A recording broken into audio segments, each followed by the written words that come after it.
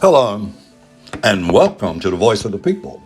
I'm your host, Kenneth Myers Sr. I love you enough to tell you the truth, and I respect you enough to give you the facts. Thanks for joining us this evening. We're going to entertain you a little bit, stimulate you, inspire you, and give you information that can empower you.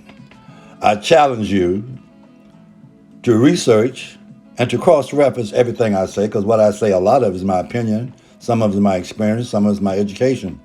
Either way, it's the way I look at it. The sponsor for the Voice of the People is Attorney Catherine Myers, 803-250-1176. You need to get lawyered up. You need a divorce. You need child support. You've been charged with a crime. You got a civic type case. Whatever it is, get lawyered up, and you get an attorney that's going to fight for you. You call the Catherine Myers at 803-250-1176. Hello, everybody. I know you heard a good sermon yesterday about Martin Luther King and the struggle, and that we shall overcome and we will never give up. So give a shout out to all the faith-based leaders that preached that sermon yesterday. And for those who did not, shame on them. Tonight, as always, I talk about politics, economic, race, crime, all that kind of stuff, and public education. But on the serious side, I have a quick, about 5 to 6 minutes notice. But let's call it a PSA, public service announcement. And it has to do with public education, and it has to do with school choice.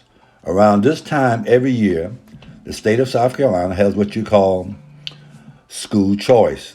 And every district has what you call school choice. And they have been mandated by the federal government and the state government to send letters out and give information out to the parents so you can fill out the application for school choice. And most parents, you do that, coming up to the spring, is for next year. So if you want your kids to be in a special class or special program in the district, outside of the school they were zoned in, or either outside the districts, you need to do that school choice application now. Now, a lot of school districts kind of keep that, they put it on the website, they don't give you a lot of information, and a lot of parents miss that opportunity to maximize learning opportunities for their children. Now, in most school districts, the school district will allow the teachers and the employees to have first choice. Some folks say that's fair, some folks say it's not fair. But every year, there will be a limited amount of slots for students to transfer using the student of choice. They normally do it first come, first serve. A lot of school districts will use different factors to determine whether your kid is granted permission, and they will look at their attendance, they'll look at their disciplinary record, they'll look at recommendations from teachers and that type of thing. And they also have a process where the folks in the district office will go through those applications, and they will come up with folks who are able to transfer to their school of choice. Then those folks who cannot, in most situations, they won't know about it, and some school districts do not have a process where you can appeal that application, make sure your kids get the opportunity to be in the school that you want them to be. And a lot of school systems, they'll have a director of instructions, and him and his immediate staff will go through the application. They'll make a final determination. Then the superintendent will look at it and make a final determination. And oftentimes, I would say 95% of the time, the school board has no knowledge of this. And sometimes you might hear something about school choice or school transfer when you talk about somebody playing football or basketball. But 99% of the kids who change schools, they do it through school choice. Now, I think the teachers and employees have an advantage. You might agree, you might disagree.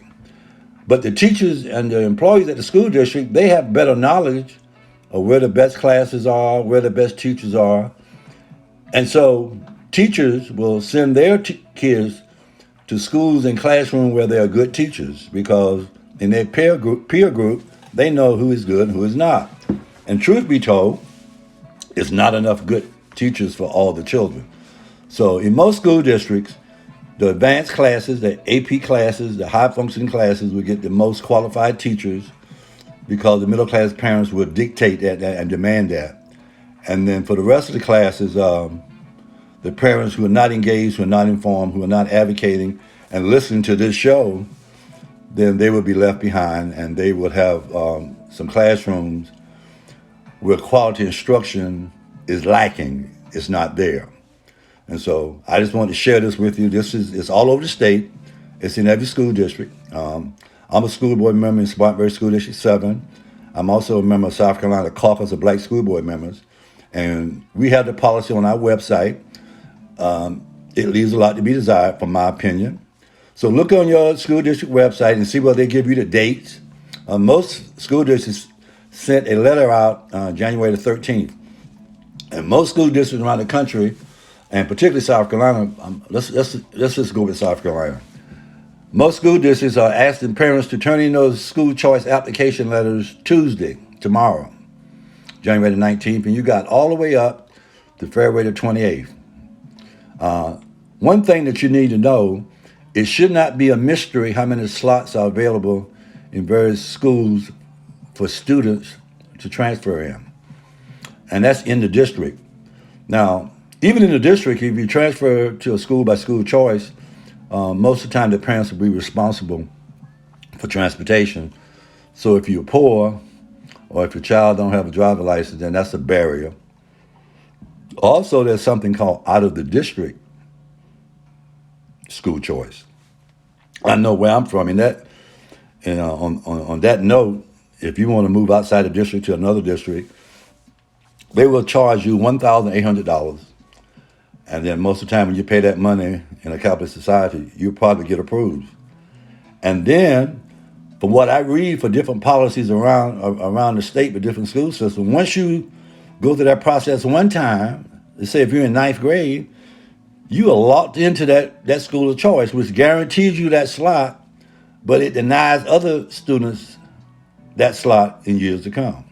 So on a final note, as a parent empowerment group specialist and as a school board member and a parent myself, call your district, go talk to your superintendent and your director of instruction, find out how many slots are available for in-school choice, and check with other districts if you want your kids to go to another district, and ask how much they charge.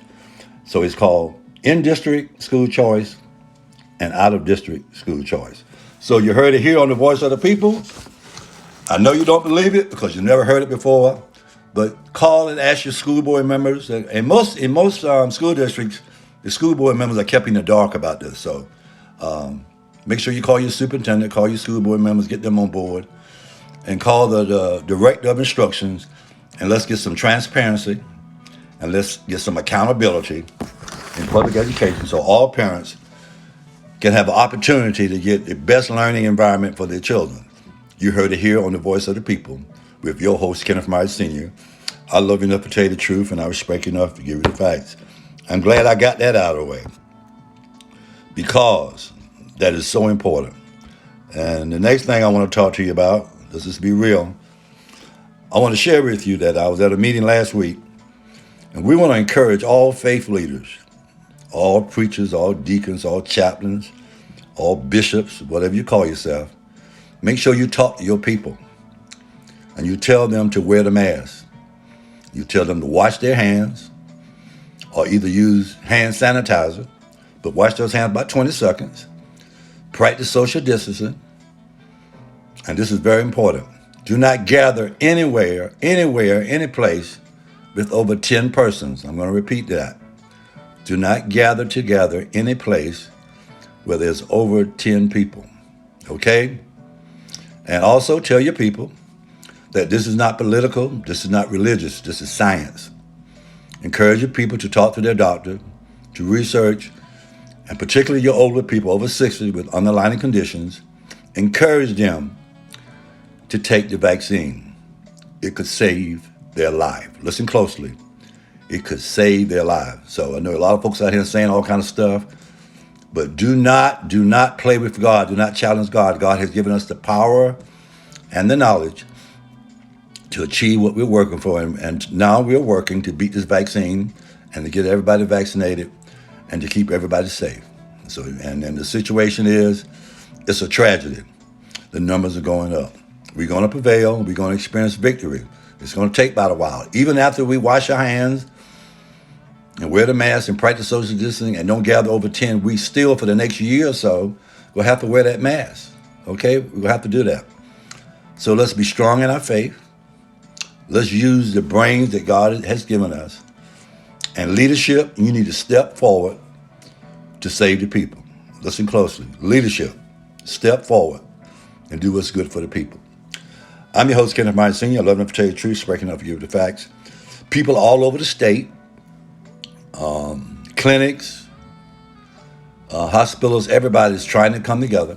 Remember, particularly in the black community, we got doctors, nurse practitioners, nurses, janitors. Everybody's trying to get the word out in the black community because we are adversely affected because of poverty and because of racism. And we have underlying health conditions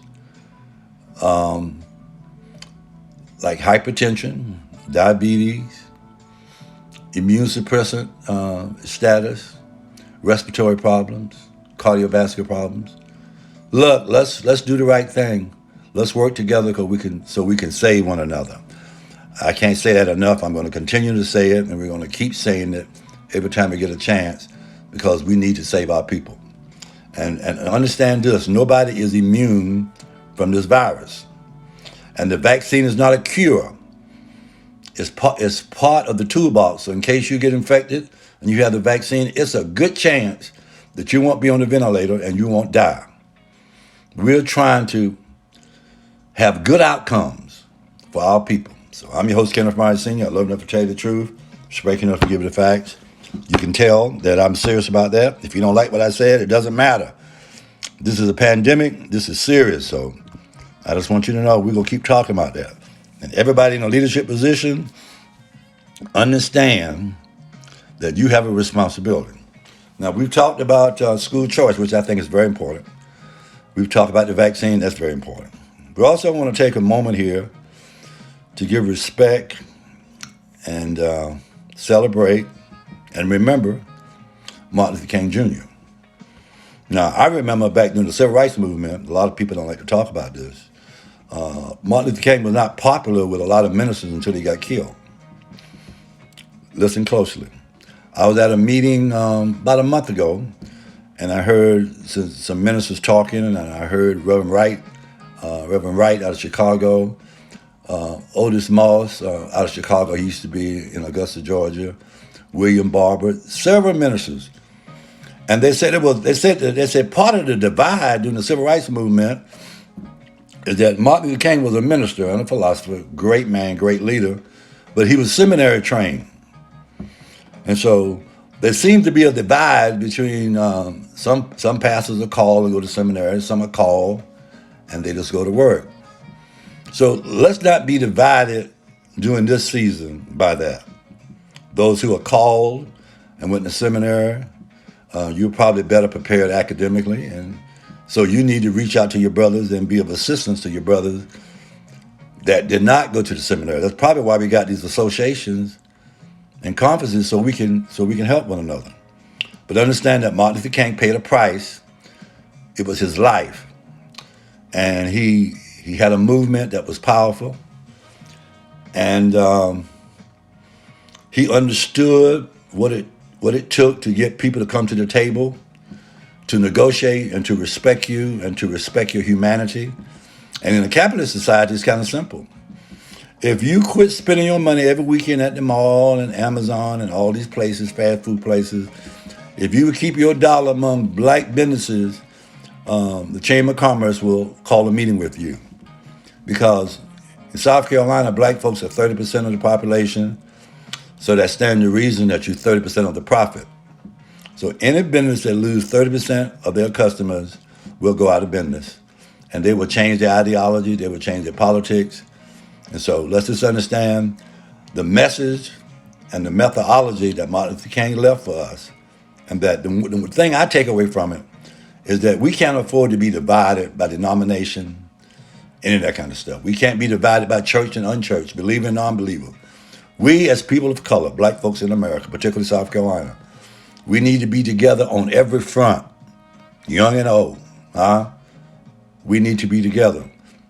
And so we need to be together in our communities the same way we're together on these national campaigns to get your vote out. Do you think that you could get 1,000 people to go to the city council meeting? Do you think that's possible? Of course it's possible, but you got to want that. You got to plan that. Leadership has to step forward. Can you imagine your power if you organize your people? And where are those people? Those people are in the black communities. Listen closely.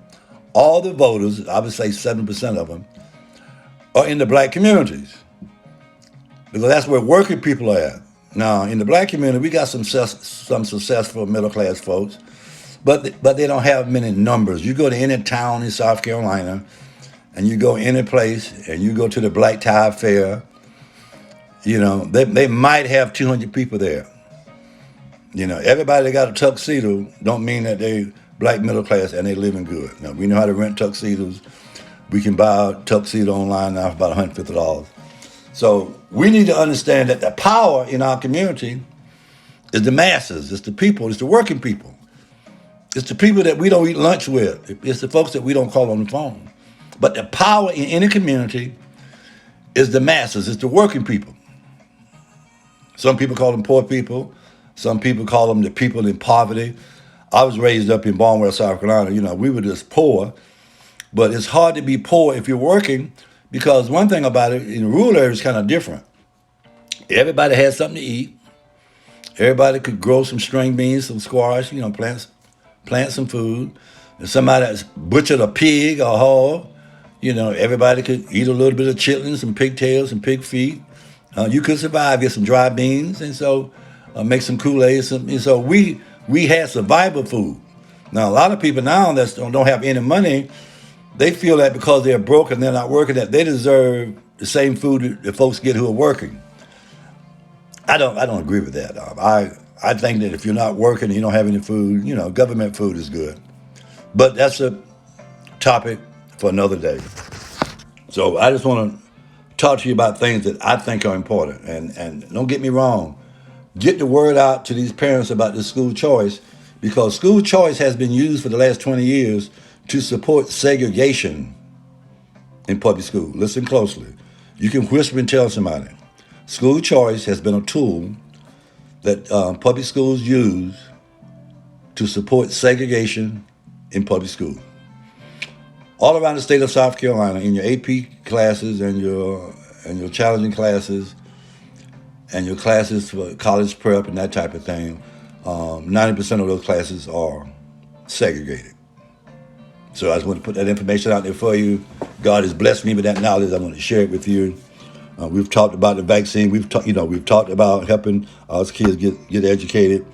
Martin Luther King. Now, what the white community have done with Martin Luther King, they have told us that he was for love and he was for everybody and he was nonviolent. That is true. He was nonviolent, but he was aggressive and he had a strategy to bring pain and to bring suffering and to bring a loss of profit to any community. And so they don't talk about that. They don't talk about the bounce check. They don't talk about how America took land from the Indians and created a white middle class through the genocide of our Native American brothers. They don't teach that in public school. They don't teach it in the curriculum in colleges and universities. But that is the history of our country. I hope and pray during the month of January and February, where it's been designated that we can think about ourselves, we can love ourselves. But I suggest to you that you give your children your own curriculum. It's called a family curriculum. When you teach them how to read books about black artists, black poets, black politicians, black civil rights person, black scientists, give them a curriculum so they will know how great they are, and their history does not start with slavery in America. And so it's important that you share with your children the brutality, the violence of our history here in America. Now, see, if you don't know where you come from, if you don't know how hard it's been, you can't really put a handle on what's happening here today. When I hear people talk about poverty, we don't have long, but I want to share this with you because I talk to a lot of smart people. And the smarter they are, I think they think I'm dumb or I've lost my mind. You cannot talk about poverty. You have a lot of white social workers, black social workers, psychologists, United Way, all kind of organizations in our community, foundations, that they're doing charity work for black folks. They've denied us jobs, they've denied us equal opportunity, they've denied us full citizenship, but now they want to give us food. That's an insult. Listen closely to what I'm going to talk about. You cannot talk about poverty without talking about race. It's a different struggle when you're poor and white in America. And there's a different struggle when you're poor and black. Is that a news bulletin or is that new for anybody? Now, there's bridges out of poverty. There's bridges out of being poor. You remember there were bridges out of sharecropping. There were bridges out of Jim Crow, that type of thing. So the bridge that black folks know about, let's talk about black folks in poverty, okay? The bridge out of poverty for black folks is education and entrepreneurship. It is that simple. You got to find a way to make some money. Now, education has been somewhat effective in the black community because we can get state governments to give us a job. In South Carolina, most private businesses are not going to give you a job. And you know this is a right to work state, so they treat you any kind of way. And so you really have to be subservient, almost like a slave, to keep the job. If your son gets sick at school and you say, boss man, I want to take off work to go get my son, they say, I need you, you can't go. You know, so when you talk about poverty, folks talk about it like it's a dance. You know, poverty kills people. How does poverty kill people? Well, when you're poor, you can't afford healthy food, or you don't have enough education to plan your diet and nutrition with the food that you have. I say, in the country when you were poor, you still had a diet that had fruits and vegetables in it, and you were planting food, so you didn't eat any processed food and snacks. But now you got poor folks that we're off the farm now, and we're in the factories, and so now you got the convenience stores in the neighborhood, and your liquor stores and your fast food stores, and so a kid can go 5 or 6 years and not have a decent meal. You got the fourth or third generation of poverty, and nobody's cooking. You got middle class folks that drop their kids in the morning by McDonald's. Listen to me. You got middle class people that's going to work in the morning, stopping by fast food to buy breakfast for their kids. And that's part of the reason we have a lot of these underlying conditions, because we don't eat good food, we don't know anything about nutrition. And the more successful we are, we eat all that red meat, we drink all that alcohol, we fine dining. So poverty has a way to affect your mind that even when you get out of poverty, if you're not careful, you be living like you're in poverty and you're not in poverty. Here's what I'm talking about. No matter who you are, if you drive by a fried chicken place and you're training your kids about proper nutrition, you buying fried chicken and fried fish, you're living in poverty. But some of those folks are driving brand new Jaguars, living in $250,000 house, got advanced degrees, but they're still living with a poverty mindset. Does that make any sense? That's why we have this show, to talk about things, so you won't go around your whole life trying to figure out why people are doing things. When you get up out of poverty, no matter what bridge you travel on, whether it's education or entrepreneurship, you have to do a renewing of your mind to get out of the poverty mindset. See, when you're poor, you feel bad about yourself, and that's one of the reasons why you buy a lot of flashy clothes and flashy cars, and you go to the grocery store and you buy enough food for a month because you want to prove that you made it. That's the mindset of living in poverty and being poor. And so when you pull yourself up and you cross that bridge and you become working class or lower middle class, if you're not careful, you'll take the same poverty, poor mindset with you.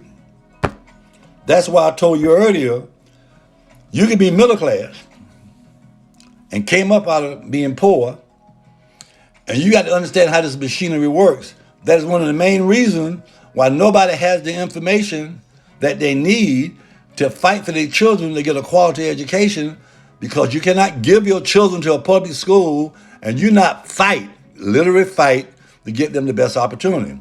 And the reason why you have to fight, listen closely, because the upper middle class and the other culture is fighting and doing strategies to make sure that their kids get the best teachers and the best resources and in the best schools. And that is what school choice is about. And we as a race of people, as a community, I'm going to talk real with you. We don't talk about school choice. Most school boards don't know. Most teachers who know are not going to tell you, because they're going to get their kids taken care of. And this system is going to continue with a segregated public school. And working class blacks and poor blacks will not get any information. I challenge the black teachers and the black professionals and the black educators to share this information. I challenge school boards to dig and research and understand that being on the school board is not to rubber stamp the superintendent. It is for transparency, accountability, and to correct the injustice that we have in public education as it relates to black students. I'm your host, Kenneth Myers Sr. I live enough to tell you the truth. I respect enough to give you the facts. You know, I ain't scared. I ain't scared to tell the truth. It is what it is. You know, hopefully, if you listen to the show, I guarantee you, you'll hear something you ain't heard nowhere else. So let's take a recap of what you learned tonight. Let's take a recap. First thing you learn is school choice supports segregation. And if you're not a teacher and you don't work in the school system, there's a good chance your kids are not getting the opportunities they need to get into the best learning environment. Okay? Understand what in-district school choice is and out-of-district school choice is. Out-of-district, you got to pay a little bit of money and got to have transportation. We got that straight? Okay. The next takeaway, we got to wash our hands, practice social distancing, wear the mask. Don't gather no place if it's over 10 people. I'm talking about churches as well. Don't go any place with over 10 people and consider taking the vaccine. Are we good on that? What's another takeaway? When people talk about poverty, that's nothing to be ashamed of. I grew up poor. I grew up out of poverty. And I educated myself. And I kept learning. And I had to really look at myself, and I had to read, and I had to understand why I was thinking the way I was thinking. I was thinking short term, not long term.